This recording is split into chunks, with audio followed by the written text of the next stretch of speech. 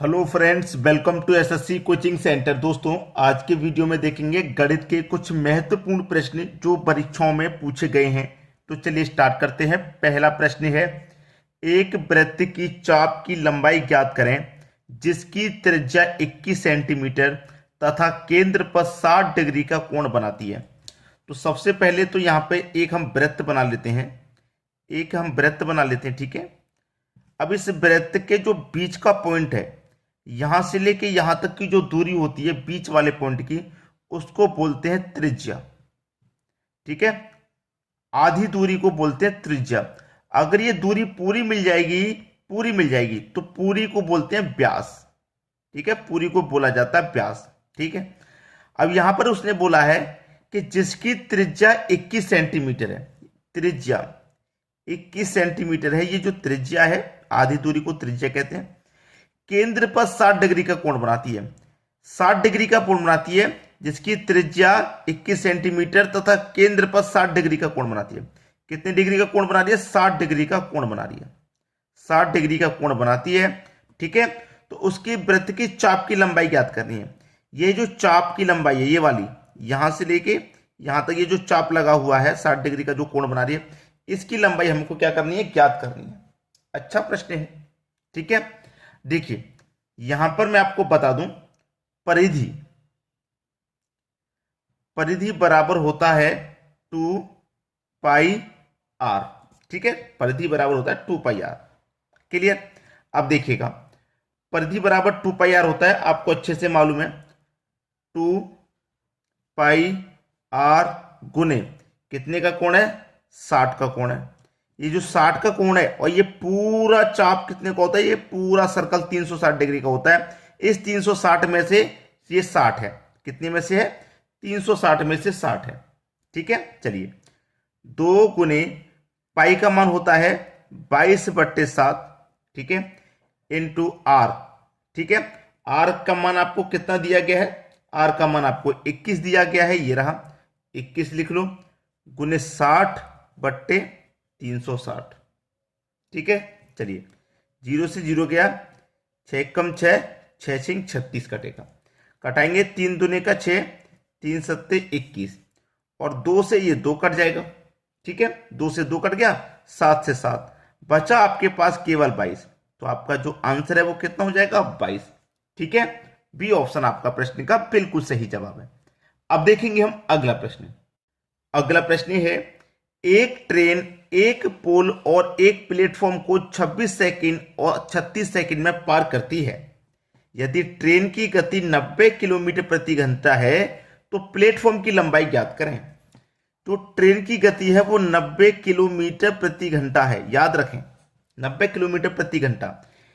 Kilometre में है, पूछ रहा है मीटर में, और टाइम भी आपको सेकंड में है। तो चेंज करना पड़ेगा, जो दूरी है, जो गति है आपकी, उसे चेंज करेंगे, क्योंकि छोटी यूनिट में दे रखा है तो छोटी में चेंज कर लेते हैं। ठीक है, छोटी में चेंज करेंगे तो छोटी संख्या ऊपर रखेंगे, 5/18।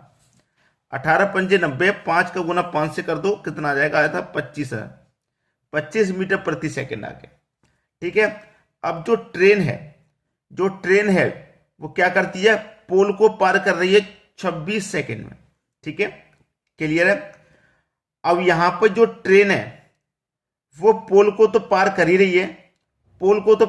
रही है, लेकिन 36 सेकंड में प्लेटफॉर्म को भी पार कर रही है। 36 सेकंड में यहां पे पोल को पार कर रही है 26 में और प्लेटफॉर्म को पार कर रही है 36 में। कितना समय और ले रही है? 10 सेकंड का समय और ले रही है। कितने का? 10 सेकंड का समय और ले रही है। पूछ रहा है प्लेटफॉर्म की लंबाई, तो इस 10 का इस 25 से गुना कर दो, आंसर आ गया 25 गुने 10, क्योंकि 1 मीटर 25 मीटर प्रति सेकंड, यानी कि 1 सेकंड में वो 25 मीटर चल रही है। तो 10 सेकंड में कितनी चलेगी? आप आसानी से बता सकते हैं। कितनी? 250 चलेगी। 25 मीटर प्रति सेकंड, यानी कि 1 सेकंड में वो 25 मीटर, तो 10 सेकंड में 250 मीटर। डी ऑप्शन हो जाएगा आपका बिल्कुल सही जवाब। अब देखेंगे अगला प्रश्न। अगला प्रश्न है, एक निश्चित धनराशि 5 वर्षों में स्वयं का 5/2 गुना हो जाती है, वह ब्याज की दर ज्ञात करें। दर ज्ञात करनी है।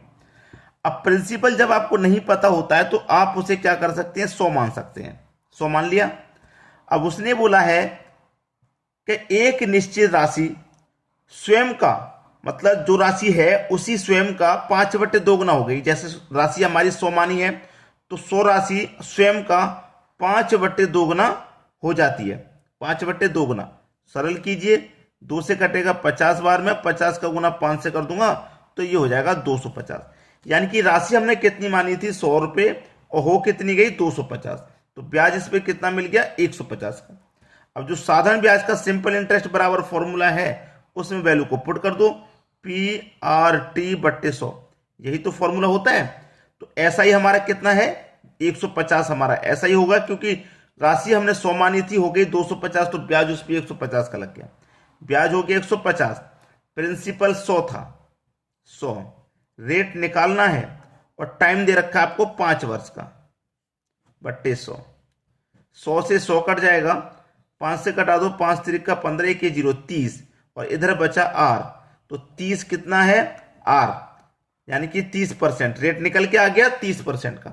पहला ऑप्शन बिल्कुल सही जवाब। अब देखेंगे अगला प्रश्न।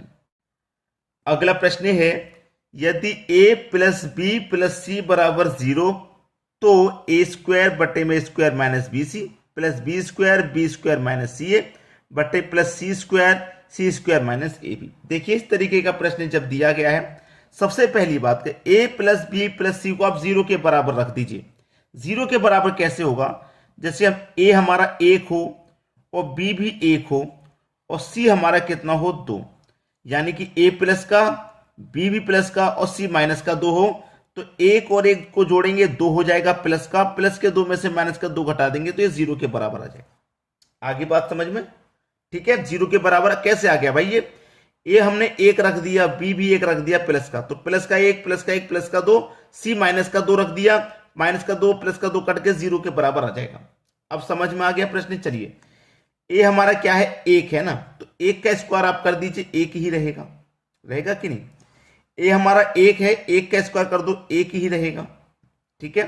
अब देखिएगा बी हमारा 1 और सी हमारा 2, तो बी और सी का गुना है ना, तो 2 का गुना 1 से करूंगा 2 ही रहेगा, 2 ही रहेगा ना, और माइनस माइनस का गुना प्लस का आ जाएगा, तो ये प्लस का 2, ठीक है। प्लस बी हमारा 1 है तो बी की जगह में 1 ही रख दूंगा, बी हमारा 1 है, 1 ही रख दूंगा, क्योंकि स्क्वायर 1 का कितना भी हो 1 ही रहेगा। यहां पर भी देखिए माइनस का सी है, ठीक है, माइनस में ना सी का ए का गुना हो रहा है, तो सी का गुना ए से कर दूंगा, तो 2 1 कम 2, ठीक है। माइनस का और माइनस का गुना क्या हो जाएगा, प्लस 2 रहेगा, यहां पर भी प्लस, यहां आ जाइए ऊपर कितना सी, यानी कि सी का स्क्वायर, तो सी हमारा 2 है, 2 का स्क्वायर 4 हो जाएगा, यहां पे भी सी 2 है, 2 का स्क्वायर 4 हो जाएगा, ठीक है। अब ए और बी का गुना, ए और बी का गुना, 1 का गुना 1 से करेंगे 1 ही रहेगा, ठीक है, और ये प्लस का 1, ये माइनस का 1, तो प्लस माइनस माइनस का 1, ठीक है। इसको सॉल्व कर लेंगे, 1 और 2 3, 1 और 2 3, 4 है ऊपर, 4 में से 1 गया 3, 3 आपका एलसीएम आ जाएगा नीचे, 1 और 1 2, 2 और 4 6, ठीक है। 3 से कटा दूंगा 6 को 2 बार में, आंसर आ गया 2, यानी कि सी ऑप्शन क्या है प्रश्न का बिल्कुल सही जवाब। इस तरीके का प्रश्न आ जाएगा तो छोड़ के मत जाना, आप जरूर करना। अब देखेंगे अगला प्रश्न। अगला प्रश्न है, धनात्मक पूर्णांकों के युग्म की संख्या कितनी है जिनका योग 99 है तथा HCF 9 है। तो यह प्रश्न दोस्तों आसान है, इसलिए मैं होमवर्क के लिए दे देता हूं, आप बच्चे इसको करके कमेंट बॉक्स में अपना अपना आंसर दीजिएगा। बहुत आसान प्रश्न है, बहुत आसान, मुश्किल होता तो मैं कद के बता देता, आसान लगा मुझे इसलिए मैं आपको होमवर्क के लिए दे रहा हूं। आप मुझे बताइए इस प्रश्न का आंसर क्या आएगा, ठीक है, होमवर्क के लिए। वीडियो देखने के लिए आपका बहुत बहुत धन्यवाद।